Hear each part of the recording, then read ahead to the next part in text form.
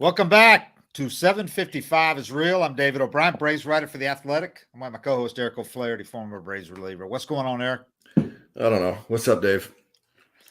Not much, man. I was just looking at I was kind of going all over the internet this morning, checking out stuff. And what jumped out to me on a positive, because the Braves could use positives right now, was the catch that Michael Harris made last night in Double-A. And it was Andrew Jones-like.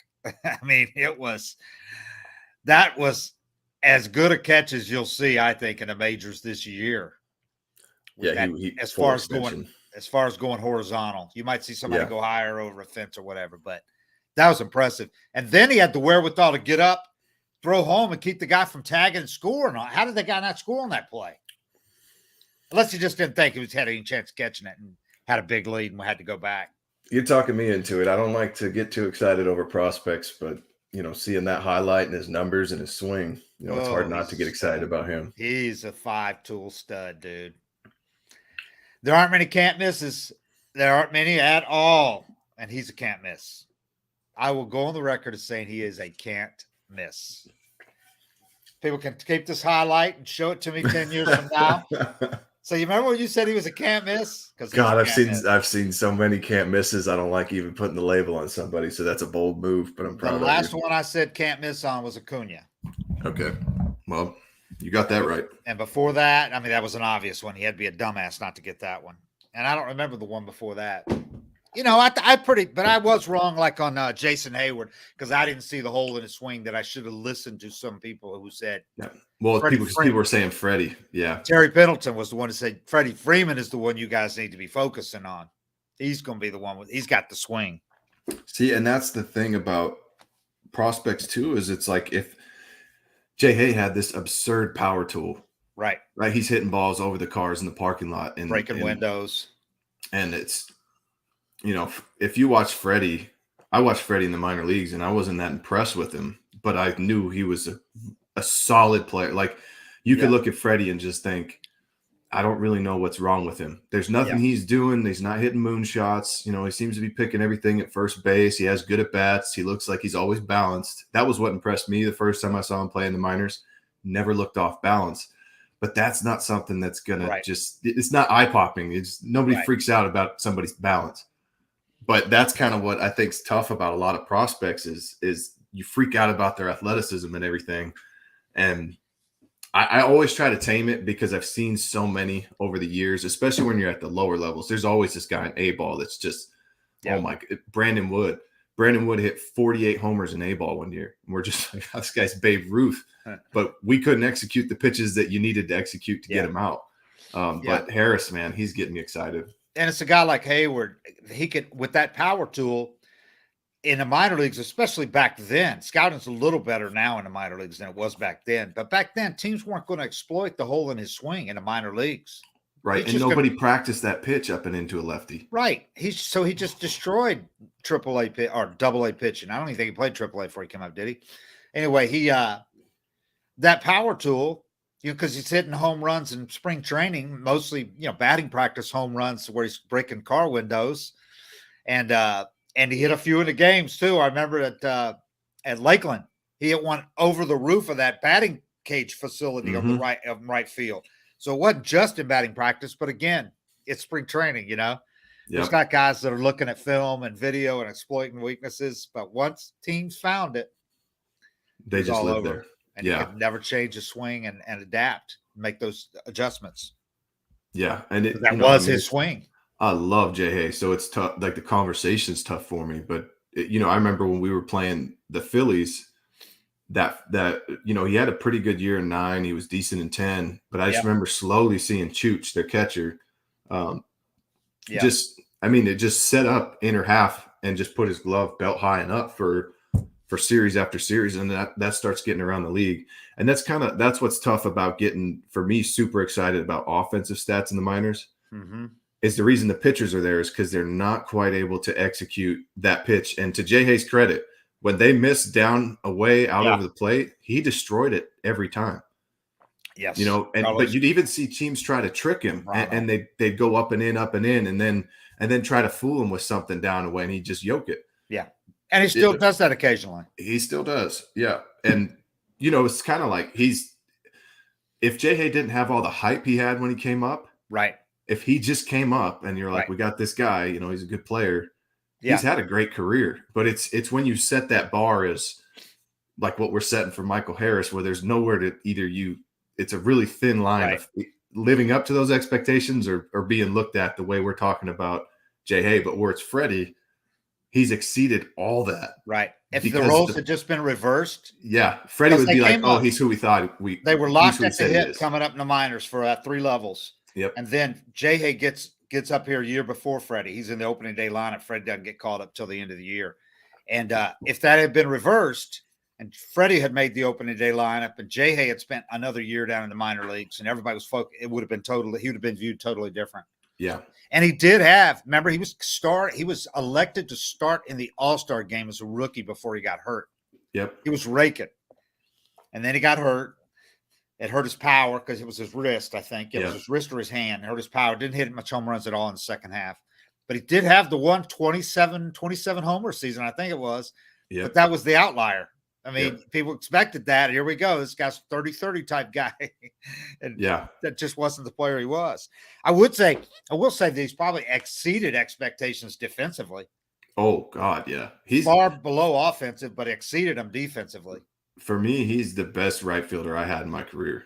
Yeah. And I had Ichiro too. And he could even play a solid center. Solid center. J-Hay could throw, covers a ton of ground. And that's 6'5". And he's a dude you want on your team because he shows up every day to work and plays every day, plays his ass off, always a good attitude, always laughing. And I think that's one of the areas where it's kind of unfair to put these expectations on prospects. But you see a guy doing what Michael Harris is doing, how can you not get excited? Yeah, it's legit. I mean, it's all I'm doing in spring training against some good, pretty decent pitching too. Yep. He faced some pretty good pitchers in some lineups because he started a bunch of spring training games, started some the year before and then this year. So he's there's no doubt in my mind about that guy. But you out in Seattle, you see what can happen if a team's not. If there's any doubt about bringing a guy up, there's never going to be 100% certainty. But look, Kelenic was like pretty much viewed can't miss out there, right? Oh, they were begging for him to make the opening day roster. And look at what he's done. But that's another thing is I think that, maybe you get these expectations on you that you're going to be this superstar, all-star player right away. And then he's coming up and trying to be it right away. Yeah. And, maybe he has this light tower power, but it doesn't play, against major league pitching. He needs to set his sights on being 280 with 15. Yeah. And I think he comes up and he thinks he's got to hit 330 with 40 or he's a failure.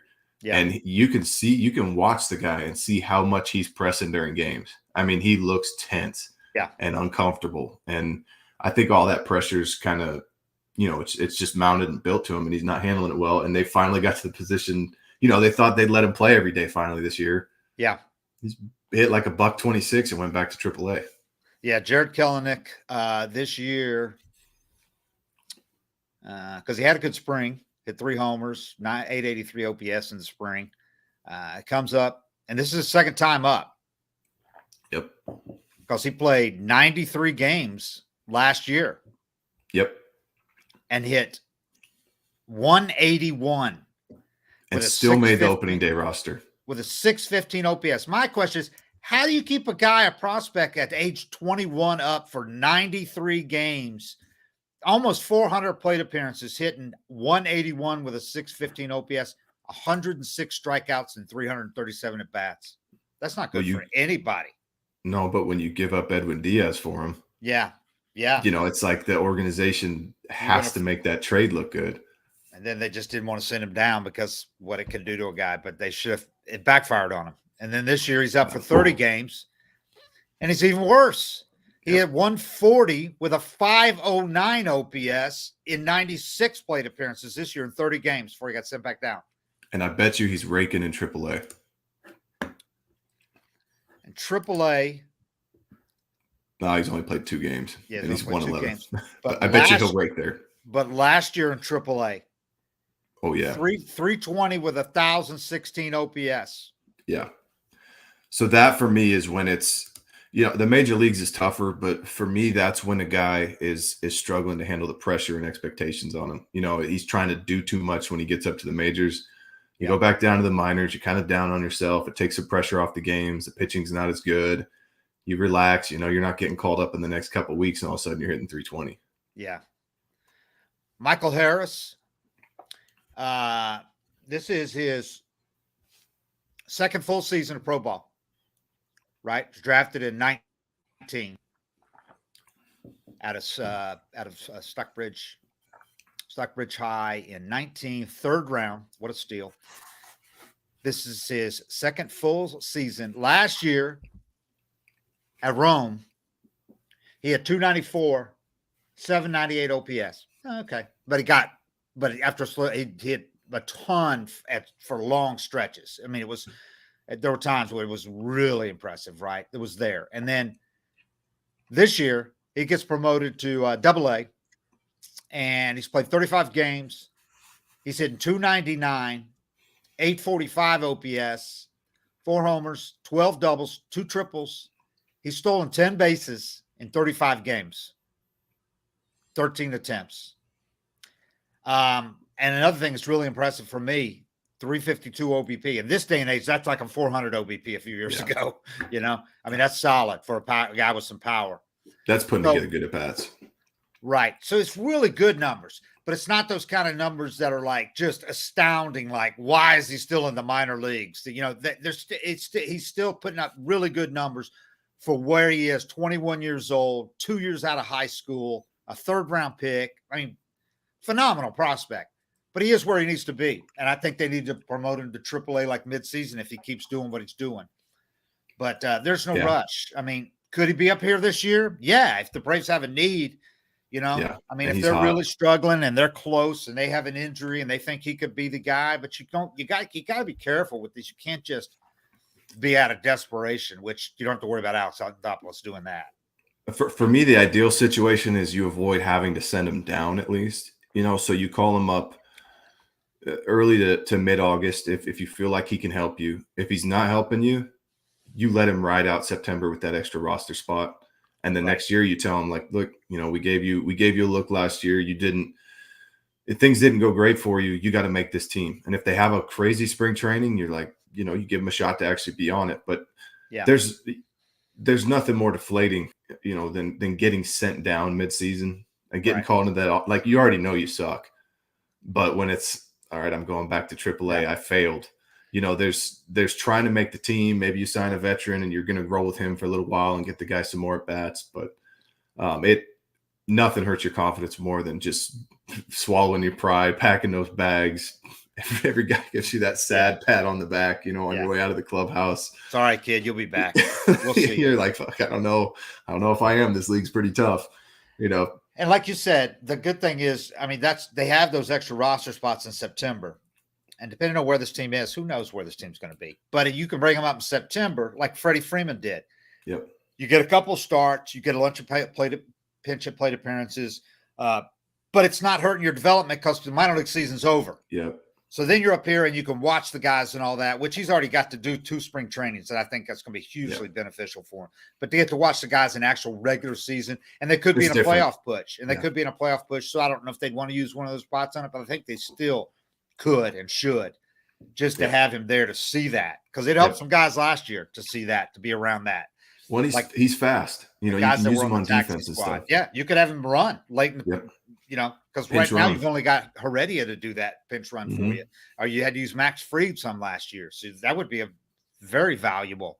So, or if he comes up in August and he rakes, maybe he makes the postseason roster, which, that's a lot of pressure, but you've already got the biggest hurdle, which is a little bit of big league success out of the way. Right. At worst, you could have him on the taxi squad like Ed Pache that year. He went in the NLCS and filled in admirably.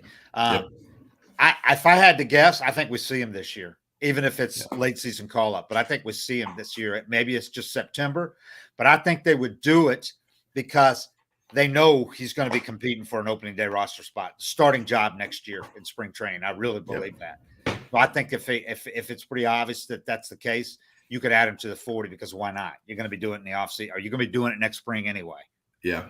And it seems like teams are steering away from the service time manipulation stuff. I don't know if it was like a, kind of a handshake agreement with the union or something like that, but there was a lot of prospects that made opening day rosters this year that you would have normally seen their clocks manipulated. Well, and some really good ones. That new rule, they get a full year of service time if they get like rookie of the year or runner up for, if they get votes for certain rewards and all that. Well, if you're a team, you're looking at that going, okay, I gave up a full year of service time and I didn't bring this guy up until July. We could have gotten 2 more months out of him. Which, if you got a guy like Acuna and you call him up late May, he's probably still going to win Rookie of the Year. Yeah, so Acuna would have been a classic case of this new rule. He would have been up opening day because of this new rule. Acuna would have been, no doubt. And I think Michael Harris could be the same thing because he's a Rookie of the Year type guy, type talent. Yeah. So if you think there's a chance he could get Rookie of the Year or runner-up, whatever that, I have to look at the rule, but they get a full year of service time. Yeah. Then you're shooting yourself in your foot. Yeah, because you either want him to fail and then by not getting those extra 2 months out of him when he might have helped you win some games. Yeah. And he's going to be eligible for arbitration anyway and for free agency, and you didn't even get the full time out of him. Yeah. So that's a good rule. I like that rule. They could make it even stronger if they have to, but I think for this year it worked. It did its intended purposes. One of the few rules that MLB has done that actually is working. Unlike the extra innings rule. That you're not a fan of, and I don't think at this point many Braves fans are a fan of. I like the rule in principle, but man, it really has not worked out for the Braves. They just have not figured out how to do it. They've been bad. They've had bad luck doing it. But they did it yesterday, and they still lost. Even when they score, they lose because they don't score enough. Even when they score a run, the other team scores more. But man, that they have sucked in extra innings since that rule went into place. And I can't figure out, because I'm rooting for the Braves. I can't figure out if I hate the rule just because it hasn't worked for them. Like, I don't feel like I don't know if they've won a single game with they that have, rule. But not many. It feels like it benefits them 1 out of 20 games and hurts them another 19. They went 5-9 in extra innings last year. They are 0-2 this year. So 5-11. Yeah. That's not good for a team that won the World Series last year. Sometimes I like it when I'm going to try to see a game through. I like it because of that. I don't know. I think we would have been there for 4.5, 5 hours yesterday if that rule was not in place. It's hard to swallow getting a walk-off 2-run homer, a 2-run solo shot hit off you. Like Chavez makes one bad pitch and they get walked off. Yeah. And it wasn't even that bad of a pitch. No, it was just caught a little too much plate, and he led the guy out there with a cutter, and he ran into it. But a guy ran into a two-run solo shot, and that ball hit halfway up that screen. Oh my God, it did, man! And that was one. There were like 4 home runs in this series, or 5. When I said, okay, that ball is flying just like it always did. Yeah, and that leads me to what we've discussed here is how different the ball is behaving now in some places and not others. And I'm totally convinced it's because of the humidor. Me too. Some places are either turning it off. They're not putting the balls in there early enough for it to have its effect, but it's got to be the balls because the ball was flying like the Ozuna home run. These are flying up in the second deck, which we did not see in the first month of the season. No, especially like out in San Diego and at Truist Park and at Dodger Stadium, balls were going up that high. And then when they got near the warning track, they're dropping like ducks that have been shot. And that ball just kept going. I was watching Juan Soto highlights. For whatever reason, a clip came up on my feed today. And the balls he was hitting the last 2 years, he's still raking this year, but his homers are going out, 5, 10, 15 rows. Yeah. He was hitting balls that looked like they were 600 feet, the way the ball had been flying. And I agree with you. You haven't seen too many of those like Ozuna hit and balls, the high fly balls that just don't come down. Or like that game ender. That ball was, I don't know how StatCast does the math. And I'm, the conspiracy theorist in me thinks that StatCast toned those numbers down. When you like that ball Ozuna hit at Fenway, and we're like, we've never seen a ball hit there before. And they're like 430. Right. It was a way to call that one yesterday? I didn't see, but I bet they'll say 421. Even though it was 50 feet high when it went over the 400-foot fence. 480 at least. But I think you're right. I think the humidor, that's kind of what I'm wondering. And I have a hard time wrapping my head around that it could help in places that it's humid. But the thing is, like Dr. Wills pointed out, the balls just behave differently because the seams don't do the same thing as the leather. So in some places where it's more humid, the balls are tightening up, drying out, if you will, hardening up a little bit, but the seams aren't. So the seams are still raised. In other places that are dry, they're becoming more moist. Right? So the seams theoretically wouldn't be as high in those places. So it's just all different variables, and that's what MLB did not take into account. They thought it would simply be put humidors in every place, the balls are going to be all the same. But they didn't different weather everywhere. They didn't ask doctors about, physicists about, Dr. Wills, ball deconstructionist, about the effects and how long it takes. Because for one thing, they're not putting them in there long enough. It's like 2 weeks. They said that's not long enough to have the full effect. And is every humidor working? Are all the balls being kept inside there? Because you watch batting practice and guys are using balls that aren't in humidors. And they're flying like always, like usual. Yep. And then they get into games and they're dying like ducks, shot over the warning track.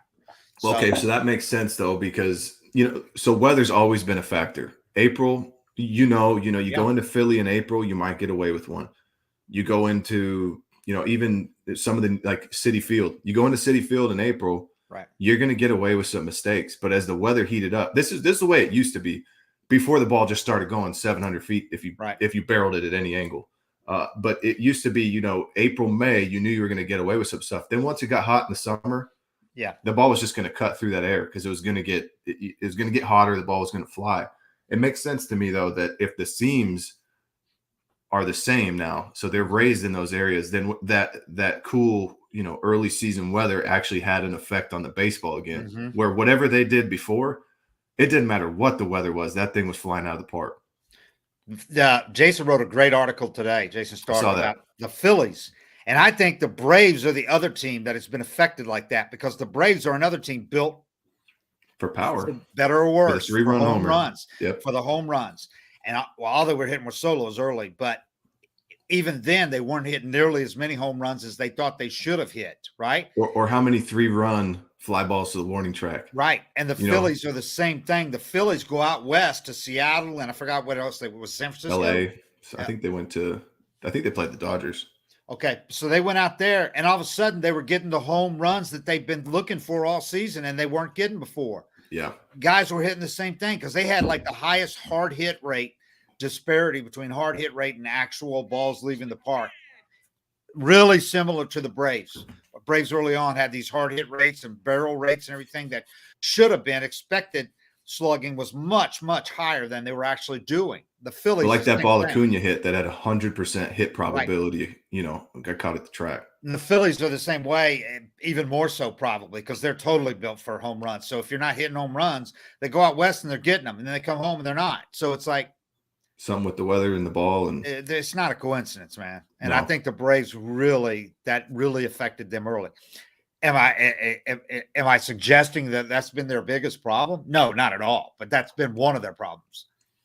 But that's not even close to being their biggest problem. But that hurts. There were a lot of games that they had balls die at the warning track in that early road trip. Important situations too. Yeah, San Diego and LA, man, they were balls just falling. And when you're a team built for home runs, it's going to affect you more than a team that knows how to play a lot of small ball, and they don't do that. But there's not a lot of those teams either. No, there's not. There's not. But some teams like the Yankees have two guys who can hit them out of the Grand Canyon, and they have as a manager said last week, a little league ballpark, because right field is ridiculous there. Yep. So you combine that with two guys who can hit them 900 feet. Judge hits them out anywhere. Stanton's going to get some cheapies to right field. Well, that's a great point. Yeah, because you got Rizzo. He gets to hit to the short porch. Oh, he's got donkey power anyway, but LeMahieu can go opposite field. Yeah. If Stanton or Judge get him, I don't care if they're hitting a ball that's been in the lake for 3 months. Yeah. That thing's going out. They hit him 120 miles an hour. It's not going to affect the guy. Rizzo's had a couple of cheapies that I saw. He's already had he hit a few, and he looked at the dugout and was like, routine fly balls. Yeah. He threw his hands up like, I thought I popped up, jogging to first base laughing. Yeah. So it's going to be interesting how this all plays out, but it's no doubt had an effect, man. Yeah. Another Jason had a great stat. He got this from Elias. The Braves did something yesterday that no team had done since the Dodgers in August 2020. They led entering the bottom of the 9th, 10th, and 11th and lost the game. I don't count it. That's only a 2-year-old stat. Yeah, only other team in the last 20 years to lead the 9th, 10th, 11th, the Dodgers in 2020. But you're right. The game's totally different. So what happened before that rule really doesn't matter a whole lot. Yeah. I mean, it's a much more impressive stat if you did it before that, or a much more depressive stat. You'd have to look up teams that had led by 2, you know, because that's Yeah. basically what a 1-run lead. You're right. It's You're not right. safe because you're getting a free run if you get a single. And then if you manufacture a run, there's a 2 spot. So you'd have to go back and look at teams that had done it up by 2. Yeah. And that's so much harder to come back from. I tell you what, man, what has hurt the Braves in some of these games, and I have to go look it up, is when you're not going with your real horses in some of those situations. If you're if you're resting a couple of guys, you use your pen a lot, like the Braves did before yesterday, and you got to rely on guys like Xavi. God bless him, but you don't want Xavi pitching with a guy at second base to start an inning. Well, you can't. Xavi's a guy that can't afford to walk somebody or give up free bases. You know, he's pitching to contact, and if you give him a full inning, you know he's going to give up a hit. Xavi's going to give up. Right. Somebody's going to flare a single to right or get a knock off of Xavi every inning. But if you give him an inning to work through, he's going to bear down and find a way out of it. And this takes away that ability from him. Yeah. When you now start with a he guy has second, to be perfect. You can't pitch contact really. You tell Xavi he gives up his leadoff double, and he's going to give up a hit every inning anyway. You know, so now he has to be perfect.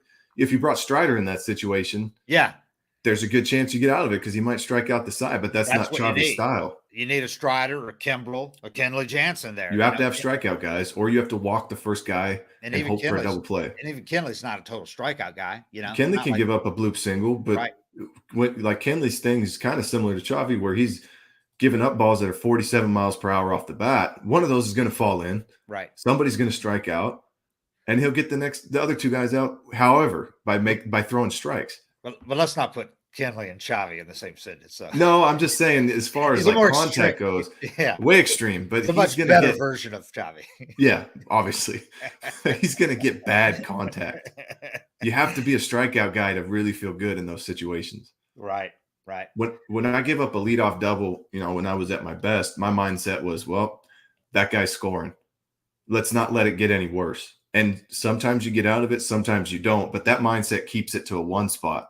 And giving up 1 never really hurts you. Yeah. Unless it's the situation that you get thrown into in extras where you can't have that mindset. You have to be perfect now. It's just such a tough position to put a relief pitcher in. I looked this up yesterday, and I know it probably doesn't feel this way to a lot of fans who are very understandably pissed right now or frustrated.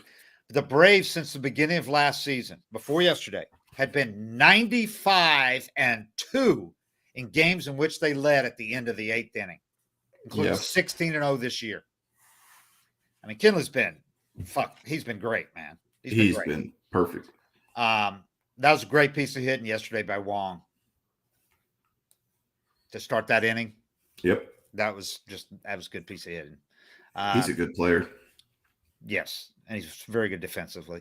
I thought a big positive to come out of this. It's hard to take positives, I know, for fans when you lose 2 out of 3 to Milwaukee. But, man, they were in all those games. They could have easily swept that series, but at least won 2 out of 3.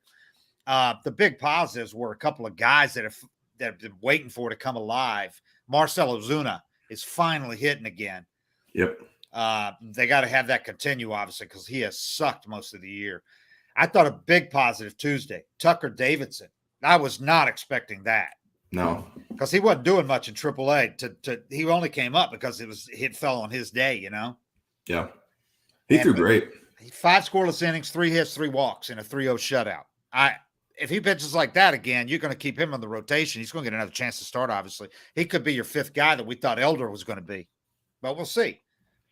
He's got more experience. He was really pitching in that start too. You know, he was mixing it up a lot more. He wasn't trying to just strike guys out and throw hard. You know, I felt like he really pitched and had a good mix, which that's how you get out of jams. And he's got some experience. He's pitched in majors a couple of years, pitched in a World Series, got knocked around, but he pitched in the World Series. So it's not like, Elder's stepping in with no experience at all and figuring out as he goes. Davidson knows what it takes to succeed at this level. And can he do it? That's the only question. But I like him for that spot. I'm more comfortable with him than anybody else they've got right now. If you're not going to use Strider there, and you can't use Strider there now because there's such a need in the bullpen now. With Matzek down, I think so. Matzek was your strikeout guy. Yeah. I mean, we're talking about a strikeout guy. Matzek was your strikeout guy for the last 2 years. And obviously Strider, I mean, I don't know what his numbers are, but he's got to be up there in K rate with anybody in the league. He's your Josh Hader, man. You got to use him like Josh Hader right now. Like Hader used to be used multi-innings a lot. Yep. A lot, not anymore, but he did. He used to a lot. You got to use him like a young Josh Hader, right? Because he can go 2 innings now, 2 high leverage innings. Yeah. And there's a good chance that he's going to strike out just about everybody, I mean, he is legit. Long term, I still think you have to look at him as a starter, give him that chance to work on that changeup a little bit more because he could be devastating. Whatever role he's going to pitch in, he can be devastating. And I think that's probably what's holding him back from getting those starts is, one, when a guy comes up to the big, you want them to have success because the confidence is the biggest hurdle. Yeah. But I think what's holding him back from getting those starts is that third pitch. And I'm trying to think of starters. Gossman's kind of a 2-pitch guy, and there's a lot of guys, but look at all the shit Gossman had to go through to get to where he is to be a 2-pitch major league starter. Mm-hmm.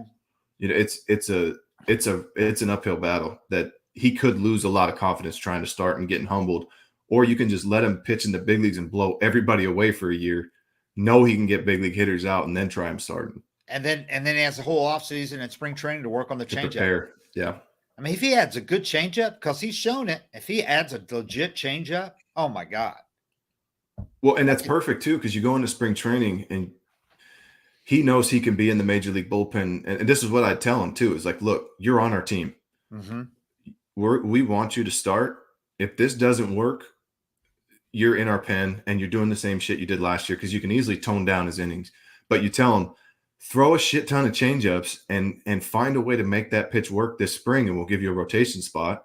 Yeah. If it fails, if you're struggling with it, rather than have you go down and start and try to figure it out in AAA, you have so much value in that Josh Hader role for us. We're keeping you on the big league staff. And look how much money Andrew Miller made in that role. Yeah. It's not like you can't have a good career doing that. And another thing, Kenley Jansen's only signed to a 1-year deal. Yeah. I mean, is it far-fetched to see Strider as closer next year? I don't think so. The only obstacle would be if Matzek kept throwing the ball the way he had. I want Strider there more than Matzek. I agree. And the thing with Strider, the only reason I worry at all about him as a starter is he is such a machismo. Oh yeah, he's blowing everybody away. Swagger that I find it hard to believe that he could dial it back and throw the fastball 96, 97. Because how many innings can you go throwing 99 to 100 fastballs over and over and over again? I don't know, man. I don't know if I want him doing that. But when you got that fastball, you got to learn to rein it in. I don't know that I want to even ask him to try to do that. But so I don't know. He strikes me as a reliever when I watch him pitch. Yeah. Maybe that's just the role he's embracing because the role he's been put in. But he strikes close. He reminds me, his breaking ball is not Kimbrel's, but his fastball is Kimbrel's, where it's not just 98, it's a sneaky 98, and it plays up. And I think his spin, in a major league fastball, if you're getting above 2,200 spin on a 4-seam, it's pretty damn good. And he's throwing him 2,350, 2,400. And that's when you're seeing that ride on it that guys obviously know he's challenging him with the heater. And he's beating him with it anyway. Like he's just blowing it past him. And that's that ride you're seeing that.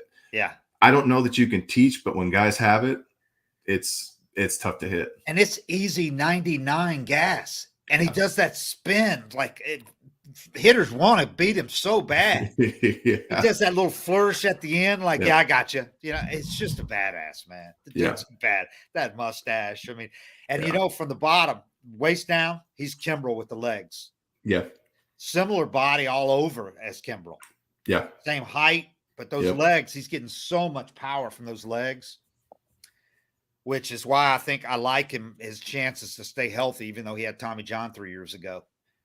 it's effortless gas. I mean, I know it's not effortless. I know he's throwing maxing out, but it doesn't It's look controlled. like it. That's when He's not grunting and falling all over the place.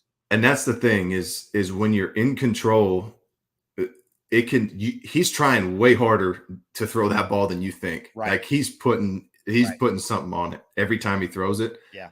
But his athleticism and his body control is so good that it looks effortless.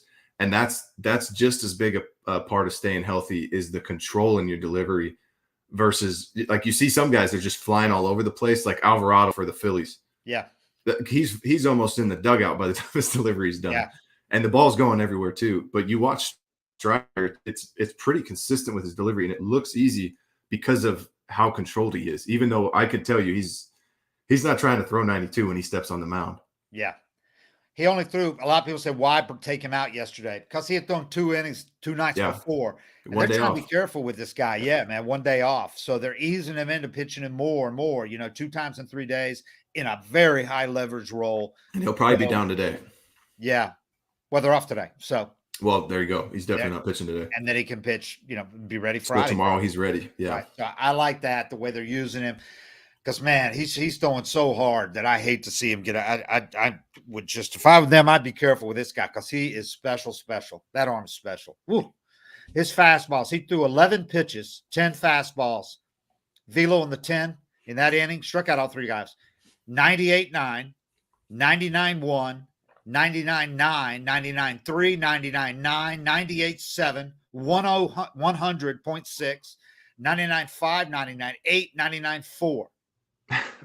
The lowest 2 were 98.7, 98.9. The highest was 100.6. 8 were 99.1 or higher. God, it's so much different. I remember when JJ Putz would touch 98. Yeah. And it was gas. And now you're talking about a guy sitting. He sat 98 to 101. Yeah.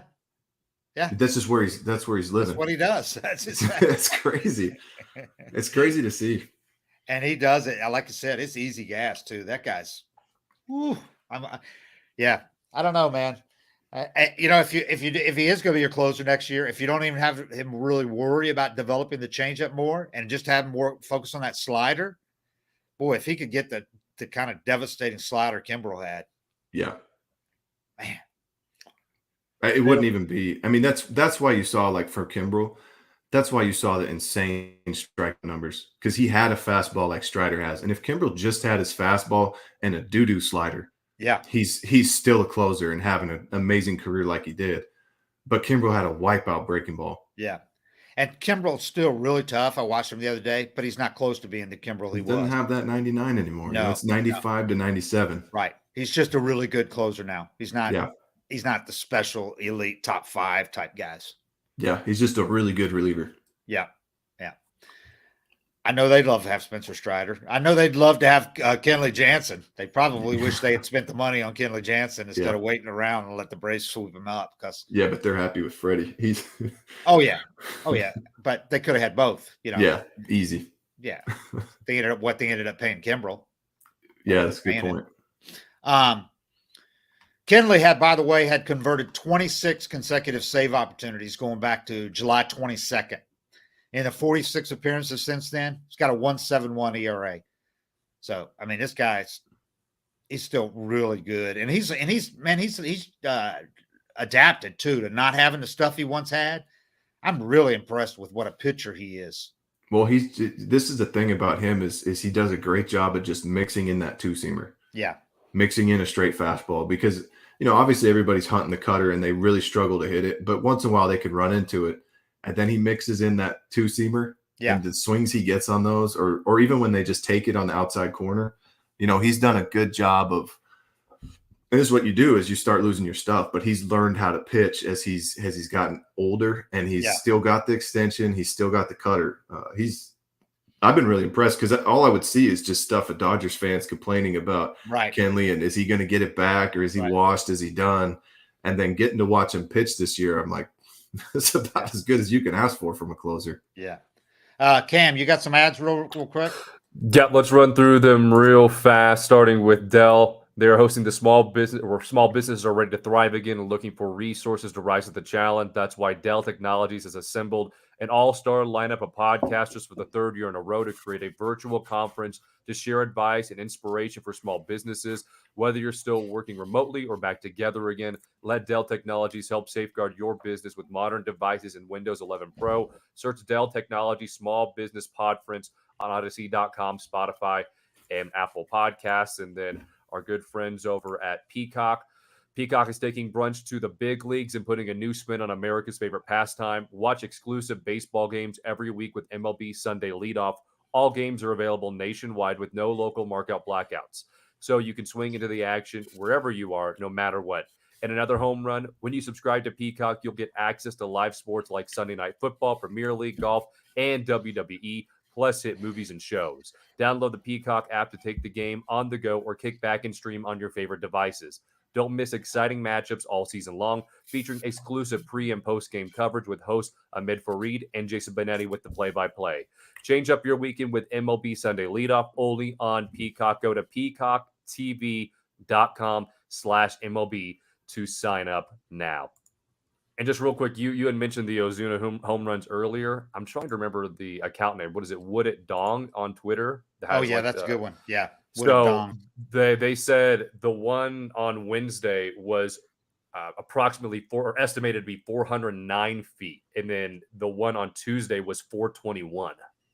That's a joke. The upper deck one. Yeah, I know. Yeah. So they're saying that one I know it was down the left field line, but because that can be misleading. You can think it's longer, but that was upper deck way gone.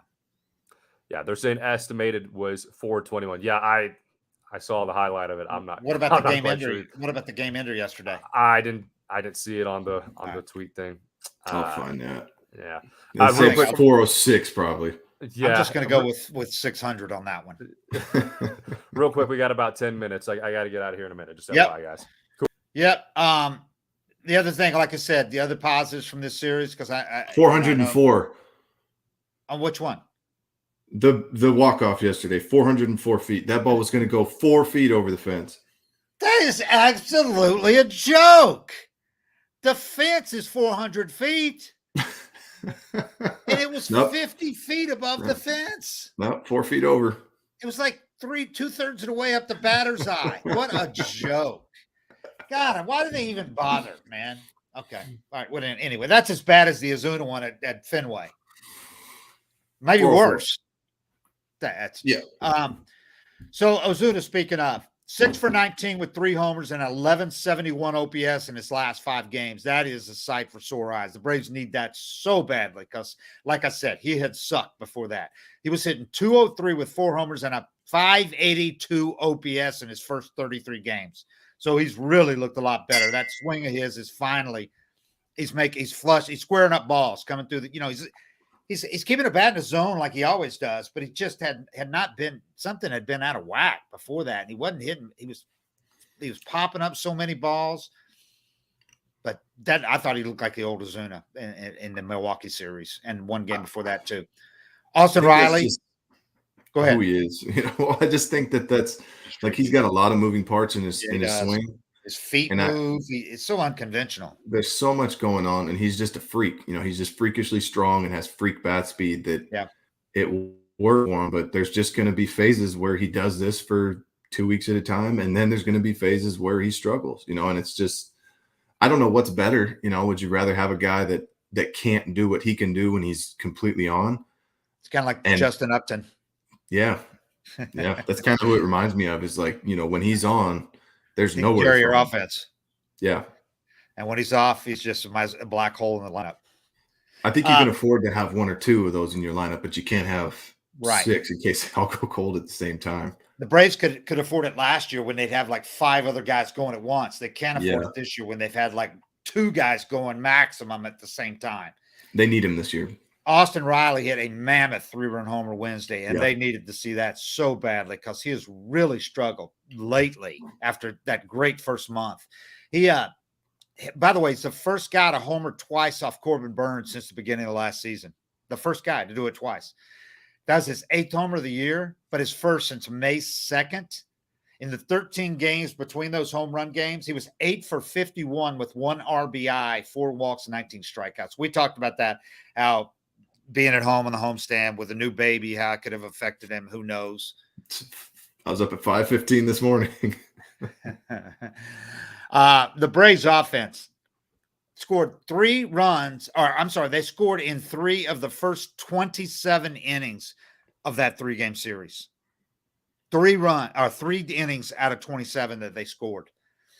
The Brewers, they ran in some great pitching, but last year they ran into great pitching, and that's who they hit the most last year, it seemed like, and earlier this year, a couple times, they hit good pitching with the team they had last year, and the team this year should hit good pitching as well. That's almost the same guys, with the exception of Freddie, big exception, but Olsen's been fine. He's not as hot as he's going to get, but he's been okay. I mean, he had struggled though. He had struggled for a while, and early on he was, OPS, and he was hitting like 400 early. We knew that wasn't going to last. And he was getting hard hit balls that weren't falling. No, he was crushing it. Right. Another positive, obviously, is Acuna's return after missing 5 games with that groin strain. That first game back, I thought he really was classic Acuna, what he can do to a lineup, because he was on the bases every time. Had a couple walks, infield hit, reached on an error, stole a base, advanced on that fly out to advance to third. He was showing off those wheels and loving it. So that was a huge, good sign. And the fact that he played right field yesterday after DH in the night before, I thought was really big in the day game. So that's really good. It's going to be interesting to see how they use him here in Miami, where he blew out his knee. Do you play him in the outfield? I heard Brian Jordan say yesterday he wouldn't play him in the outfield at all there. I disagree with that. I don't think you got to get over that hurdle. I think you have to. It's 3 games. I think he's got to play one of those games in right field, or else it's just going to be thinking about it more, sitting in the dugout while he's DH and going, they don't want to play me in right field because I blew my knee out here. Yeah. At some point, he's going to get out there. Remember, that's where he got hurt. And then at some point, he's going to have to make a similar catch it, and move on. Yeah. And it's not like that field is like the old Veteran Stadium, which seems like this between the turf, It just happened there. It was, So anyway, that was good to see. That was a big plus. Olsen still leads the majors in doubles, 15, has an 820 OPS. But he's the only qualified batter on the team with an OPS over 800. They got another like 799. But, I mean, that's pretty bad, man. He had 373, 479 OBP, and 1,089 OPS in his first 16 games as a Brave. Since then, 22 games, including the 2-hit game yesterday, he's hit 171 with a 296 OBP and a 625 OPS. So. Do you remember that Big Poppy quote? When he was talking about how much harder it is for him to hit because he gets everybody's best. Yeah. I kind of think that's the spot Olsen worked himself into with that hot start is that we're not going to let this guy beat us. Because if you watch, I mean, he gets pitched extremely carefully right now. Especially with everybody else struggling, except for Riley for a long stretch was the only guy hitting. Yeah. I mean, they're obviously going to key on those 2 guys. And as a result, we're probably seeing what we've seen the last couple of weeks. But, yeah, I mean, the other guys, man, I just have this year. It's like I've seen a different Ozzy Albies. He's not hitting the ball hard like he did in the past. He's got some swings that look so just blah, He's not, doesn't look like the same guy to me. I don't know why. Ozzy for me, it just depends on the type of at-bats he's having. I feel like he gives up a lot of at-bats. Comes up and swings first pitch. And there's plenty out to left field, pops up. Yeah. Yep. In big situations too, trying to do too much. But that's also, that can be a result of the offense struggling and him wanting to step up. Yeah.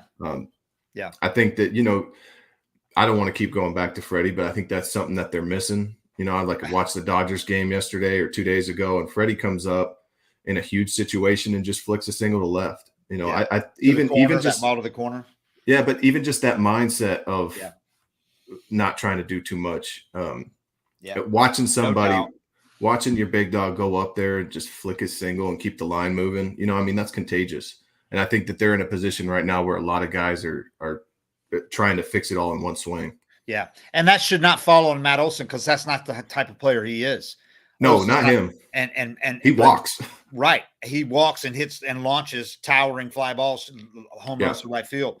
I asked Matt Olsen, by the way, last week on that one game where he hit 2 towering foul balls that went upper deck and right field. I mean, they were moonshots that would have landed on top of chop house if he'd have straightened him out a little bit.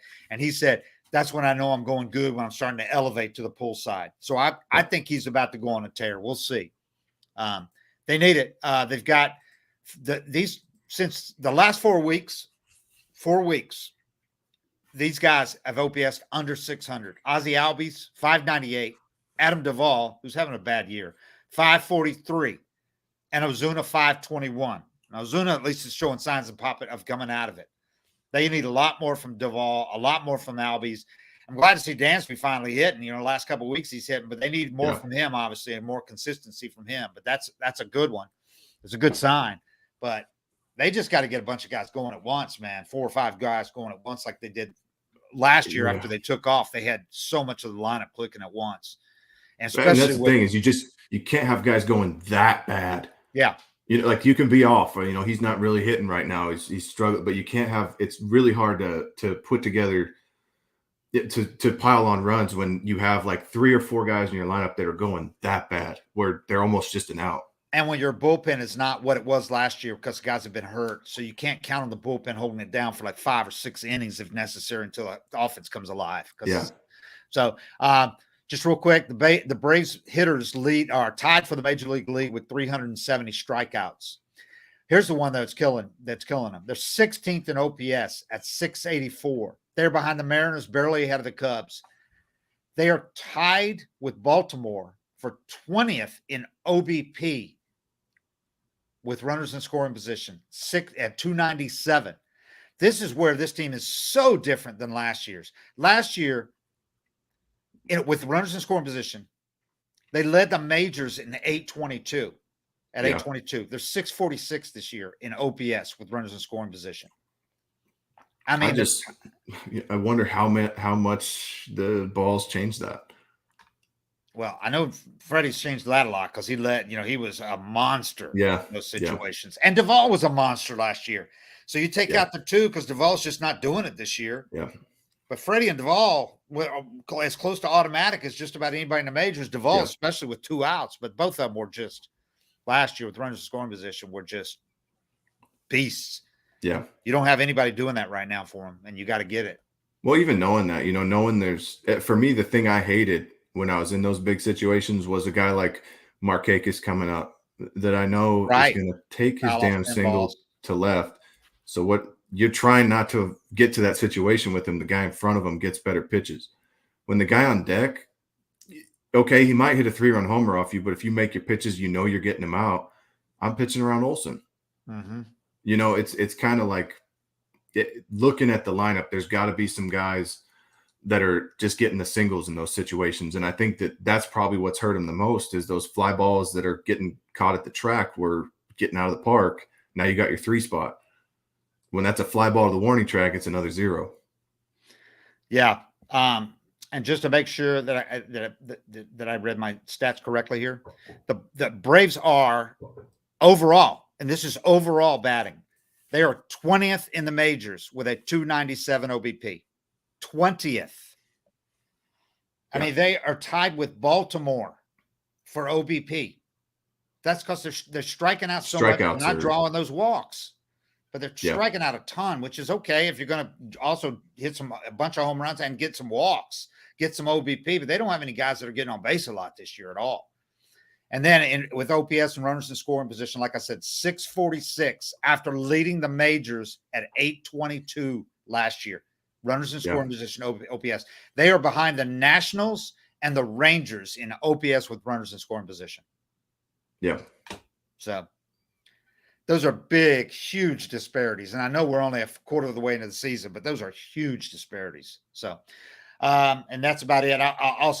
You don't want your team to benefit by another team's injuries, but I know Braves fans are like Mets fans are waiting to see bad karma with Scherzer, right? Because the Mets, man, they already had McGill down with biceps thing. DeGrom obviously is not pitched yet, and there's no timetable yet for him. Scherzer leads the game last night, pulls himself out of a game, so it was bad enough. Yeah. But he has like a zinger, as he said, down his left side, which he's never had an injury on his left side, he said. But you said you thought it sounded like oblique, right? Well, I mean, that's obviously bad karma, but that to even hope for something like Right. that. I'm not saying hope, but I'm just saying it Yeah, is what no, it I'm is. not. The Mets are, build on That would be the worst injury just for him because that's your pull side, and you can't throw without pulling with that oblique. So that's something you have to completely shut down, yeah. And wait on. I mean, when I saw him do it and he started going like this right away, I thought Tommy John because a guy feels a pop on their elbow and they're like, well, that's it. You know it. Right. He didn't even try to throw a pitch, so Right. it's somewhat serious. But without him, and McGill, that's going to be tough for them because They're lucky they got some depth, but yeah, those are. I was watching though, man, and it was like, it's amazing when the Mets are playing well. That environment is incredible, and they've been playing well. They were winning again last night. Energy, It was just party time in that park, and then Scherzer pulled himself out of the game, and the air in that stadium just it was silent. I hate to see it with any guy. Yeah, that's one of my favorite guys to watch, and he has been one of my favorite guys to watch a long time. The way he stalks the mound, any baseball fan loves watching Scherzer, and you hate to see guys like that when they get older, and the little things that never used to pop up start to bother them every start. So it's like it's like little nagging stuff or little adjustments they can't make. Charlie has avoided injuries, thankfully, but last year he had they had a couple of things, but you just hate seeing older guys start to kind of, I don't want to say break down because sure is a long way from that, but just little stuff. You hate to see them, but they can't just go out and be glorious for 8 innings like they could for year after year after year. Yeah, and then you pride yourself. You pride yourself on I take the ball and I throw, and he's the last guy. I still go 8. Yeah, he's the last guy in the world you'd expect to pull himself out of the game. Yeah, that's he's learned that lesson the last few years. He's had like the hamstring and things popping up and trying to be careful, but I hate to see it too. I tell you what, man. Sucks. I tell you what, it makes you appreciate Maddox because he was a man who knew his limits, and at the end, when he became a 5 and fly guy, he somehow managed to squeeze out another 5 years more than people probably thought, and still be a good pitcher. But he didn't stick around till 7th or 8th and get hurt. No, he didn't, and he wasn't trying to throw harder than he could either. Nope. But it's a tough. Getting old sucks. You're telling me, man. Yeah. All right. That's it. All right, everybody, hang in there. And I know this is your tough times for your Bravos, but it's still, and you don't want to hear us say it's early, so we won't say that. But just keep in mind what happened last year. I know you can't count on doing that again. But they got a lot of pieces. They got a lot of pieces. And Alex, if they're close and there's any chance, Alex is going to go out and get more. He's going to go out and get more if they need. If there's any chance of them contending, he's going to go out and get more because they're not going to follow up this season. They're filling that park, man. And they know how they're seeing the coffers get filled. And you don't do that by waving a white flag because your walk-up crowds start to dwindle. And even tickets that you sold are not going to be used. So that atmosphere is not going to be there if you give up. No, you got to keep this going. So and not that they're even thinking about that in May, but I'm just saying even in July, if they're close, they are not. Yeah, they're going to add. I don't see this team subtracting under any circumstances. So, and they go to Miami this week. It ain't going to get easier because Miami's got a hell of a pitching staff. Yeah. But that's a team the Braves can beat if they just play well. And look at it this way. They almost took two out of 3 from the Brewers twice in 2 weeks. And the Brewers lead this in Milwaukee. Yeah. Again, they're good. They're best pitchers too. Mm-hmm. All right. That's it. Thanks a lot, everybody. 7:55 is real. We're out.